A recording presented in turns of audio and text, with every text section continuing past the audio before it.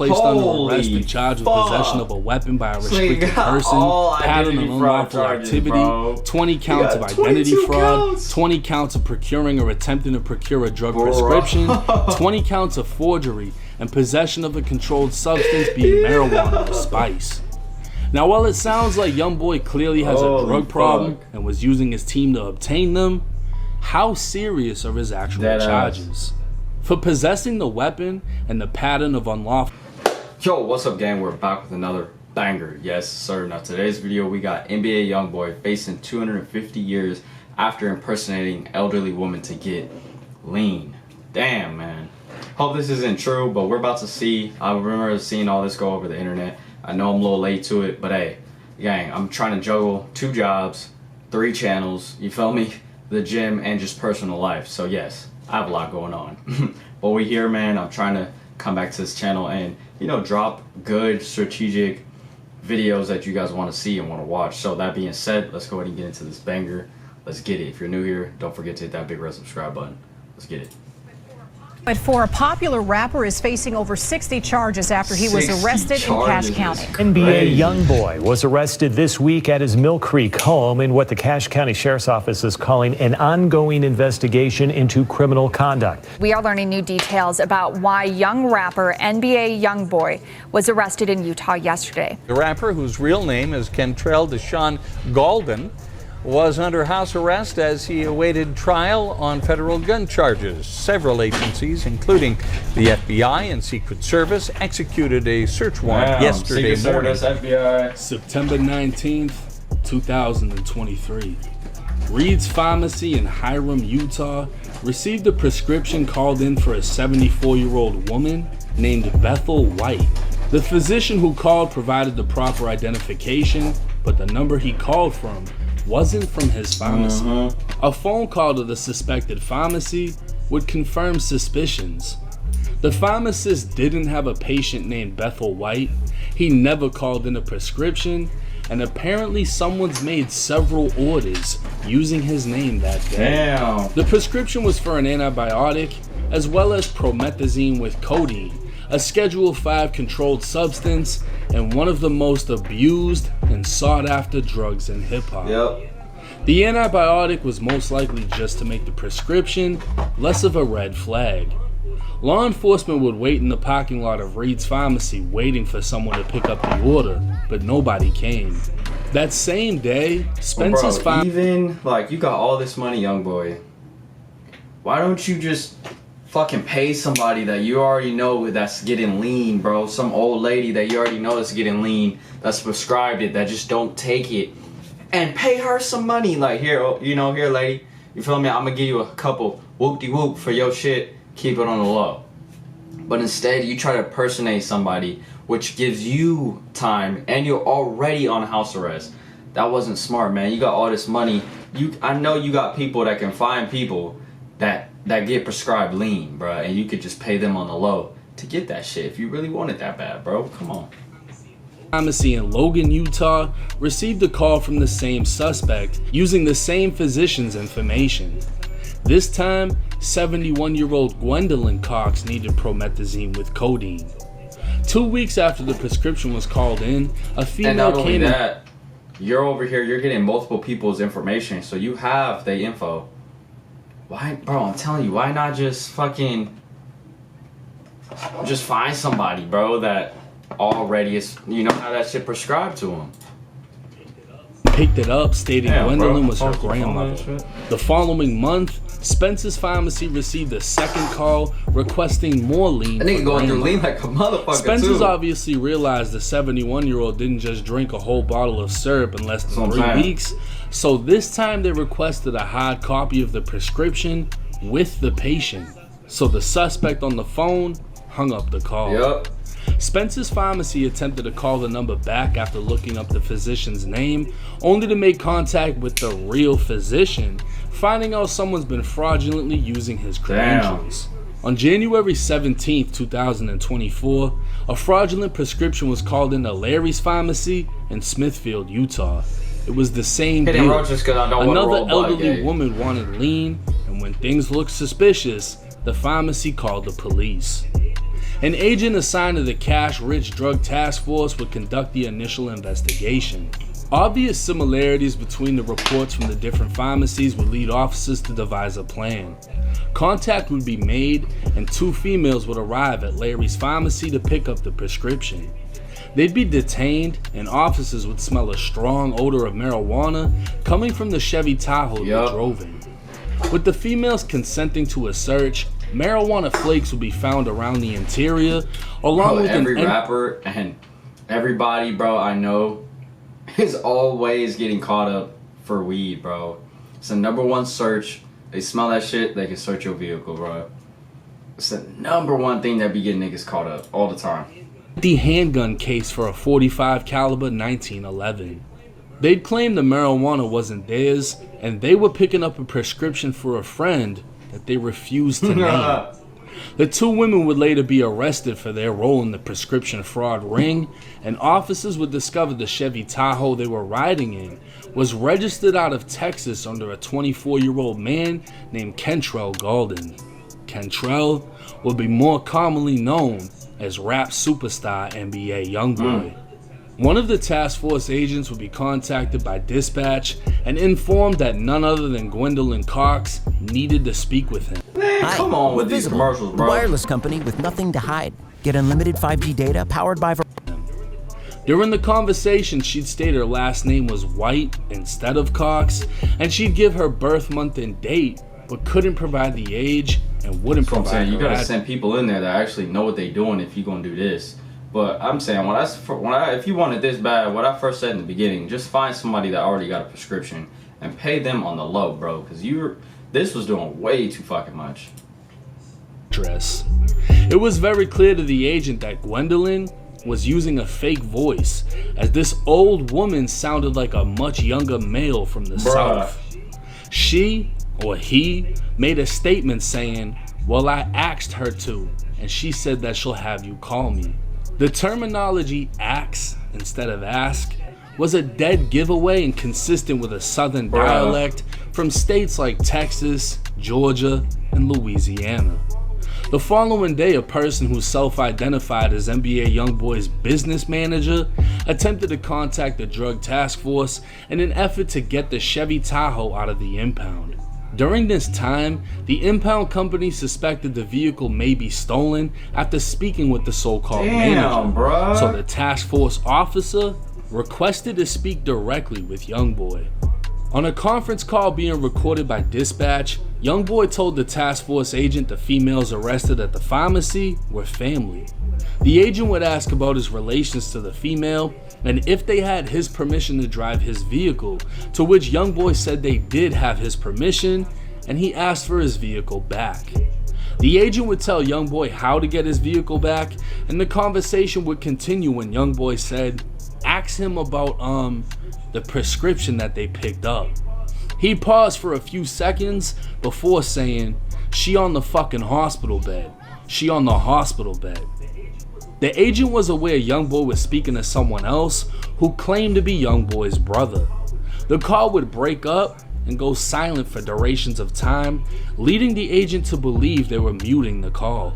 Because Youngboy was speaking about prescriptions without being asked, showed he had knowledge of the fraudulent prescription the females attempted that's to pick another up. time you fucked up. They didn't even ask you, but you said the word prescriptions. Like, nigga, you already know what they got arrested for, because that's what you're in the plot for. Paying them, hey, go do this for me, whoop-de-whoop, obviously, because you're Youngboy. So you're not going to go there because they're going to know who you are. But nigga, you're on the phone, you the mastermind behind all this, and you gonna fuck up and say, hey, tell them to make sure they, what about the prescription in the car? Nigga, what? Up. It would also prove intent, as Youngboy attempted to further the prescription fraud by stating, "She's on a hospital bed," referring to the fake patient. Youngboy would also slip up, using the word "ax" instead of Yeah, I was "ask." gonna say that too. He said asked, or ask. Instead of ask, he used asked. And they had that caught up on the paperwork saying, why do you say asked when it's supposed to be ask? You feel me? So now they know it's definitely Youngboy was the one on the phone making the call. Damn, bro, I thought he was smarter than this. All this goddamn money, man, you still fucking up in these little bitty ass mistakes, bro. The same way the fake patient Gwendolyn did on the phone. And at this point, it would appear obvious NBA Youngboy was pretending to be a 71-year-old woman in an attempt to get lean. The drug task force would speak with the physician whose name was being fraudulently used, and a report for how many prescriptions were successfully picked up would be made. Ann White, Beatrice White, Caroline White, Gwendolyn White, Alice White, Francine White, Francine Taylor, and Gwendolyn Cox were all fake elderly women whose names were used to pick up different amounts of codeine, sometimes repeatedly. Surprisingly, NBA Youngboy's own name, Cchargers Golden, will be used with a birth year of 1953 to pick up a 7-day supply of codeine. That's crazy. A juvenile would be apprehended at the pharmacy after attempting to pick it up. Additional calls were made using Youngboy's real name. So this nigga even sent somebody that was under the age of 18 to go pick up his lean. Bro, you are just falling a fucking apart here. And real birth date by someone in Houston, Texas. It was discovered the same white Tahoe registered in Texas that the females were arrested in could be seen in one of Youngboy's music videos. I thought he was smarter than this, bro. Further investigation into Youngboy was conducted after he was identified as the primary suspect. Rising from the trenches of Baton Rouge, Youngboy is documented to have lived in Louisiana, Texas, Georgia, California, and Utah.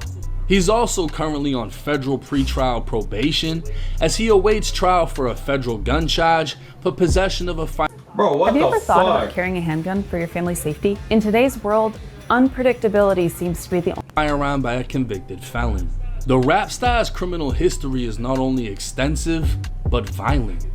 Back in 2016, Youngboy was arrested on 2 charges of murder in Louisiana as a juvenile.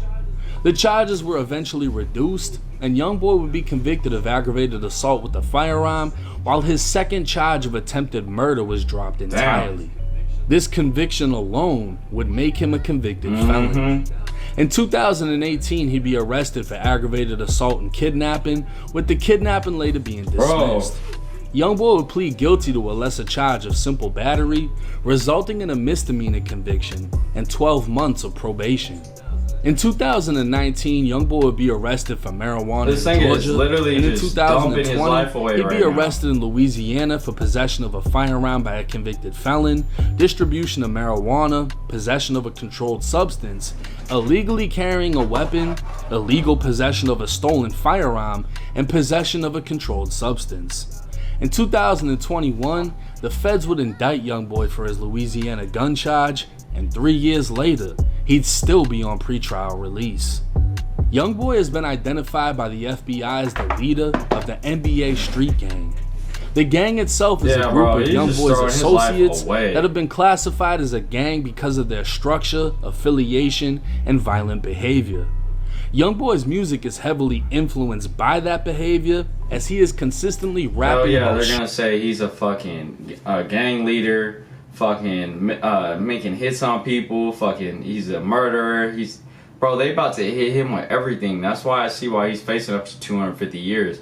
That's more than life in prison, obviously. I still don't know why they put that many years on your name when, nigga, they should just say life in prison, because obviously you ain't gonna get out, nigga. Like, what the fuck? He was already on probation. The judge gave him leniency with that. Nigga had a big ass fucking mountain, Gravedigger Mountain, and you still fucking up, man. The judge is not about to play with him no more, bro. Shooting and killing people, using drugs, and having a strong dislike for law enforcement. The rap star currently resides in Huntsville, Utah, within a multi-million-dollar mansion he's named Gravedigger Mountain. With an ankle monitor, Youngboy needs approval to leave his home for any reason, to the point that it doesn't even matter if it's a doctor's appointment. All guests that enter Gravedigger Mountain also have to be approved by his federal probation before entering the property. The same suspects that would be caught up attempting to pick up fraudulent prescriptions were all on Youngboy's visiting list. On April 16, 2024, a search warrant was executed on Gravedigger Mountain. Of course it was. Everyone within the mansion was detained, including Youngboy, and after being read his rights, he agreed to an interview. Youngboy was asked about the presence of firearms inside of the home. He said a gun belonging to his wife was inside, and Youngboy was asked if he ever handled the gun or if his DNA would be found on the gun. He denied that his DNA would be found, but stated 2 days earlier he had picked the gun up and moved it from an open area, placing it inside of a drawer. He'd claimed that was the only time he touched the gun, further stating his wife always has the gun within reach throughout the house. Youngboy was asked about prescription drugs in his house, and he'd stated he has a prescription for promethazine. He provided the doctor's name who prescribed it and said he was local. When asked if he had any doctors in Texas, he'd say no, and continued to deny having been prescribed drugs from any other doctor. When asked about his associates picking up fraudulent prescriptions, he claimed to have no knowledge of their activities. He confirmed his association with 3 of them, and when confronted about the call with the agent, he stated he didn't remember, making suggestions the agent likely spoke with his dad. But the agent would note Youngboy has a very distinct voice and that it was in fact him on the call. Hell yeah, Youngboy has a distinct voice. I think his voice is hella light, and you know it's hella light, and his how he speaks is very distinct. You feel me? So he's fucking up, bro. He should have had someone else at least talk for him because he's just tumbling his shit down, bro. Gravedigger Mountain is falling. Youngboy's dad and could tell it wasn't him. Youngboy was interviewed further, but continued to be deceptive and deny knowledge of anything illegal. During the search, law enforcement found a prescription bottle inside Youngboy's bathroom within the master bedroom. Damn, bro. The bottle was prescribed to Caroline White, one of the fraudulent people. Fraudulent names. An antibiotic would be found within Youngboy's name, but with the birth date from 1955, and another bottle of promethazine would be found without a label. A handgun Youngboy admitted to possessing would be found within the master bedroom closet, with an empty magazine and 1 round loaded in the chamber. 3 more bottles of promethazine would be found inside of the home, and all electronics was seized. NBA Youngboy would be placed under arrest and charged with possession of a weapon by a restricted person, pattern of unlawful activity, 20 counts of identity fraud, 20 counts of procuring or attempting to procure a drug prescription, 20 counts of forgery, and possession of a controlled substance being marijuana or spice. Now, while it sounds like Youngboy clearly has a drug problem and was using his team to obtain them, how serious are his actual charges? For possessing the weapon and the pattern of unlawful activity, he faces up to 15 years each. Both fraud and forgery carry up to 5 years. Yeah, I see what you're talking about, but bro, he's facing 250 years. I know a lot of them charges with his fucking lawyer and shit is gonna get dropped, but he's still probably gonna be facing a lot of drug time, bro, because they got him for being the man, for answering the phone calls, for taking all the fucking 22 fake identity fraud. You feel me? So the identity fraud, he's definitely going to be facing some time for sure. They're probably going to knock some of them down. Some of them they probably can't prove 100% it was him, but a couple of them, like the ones they found in his house, he's going to get charged for it, bro, because this shit's insane. He's just fucking himself up, man. Y'all let me know down below in the comments on how y'all feel about this and how many charges do y'all think he's going to truly get, bro. But y'all think Gravedigger Mountain is over with, man? Y'all think NBA Youngboy is over with? Y'all let me know down below in the comments, man. I'll catch you on the next one. We gone.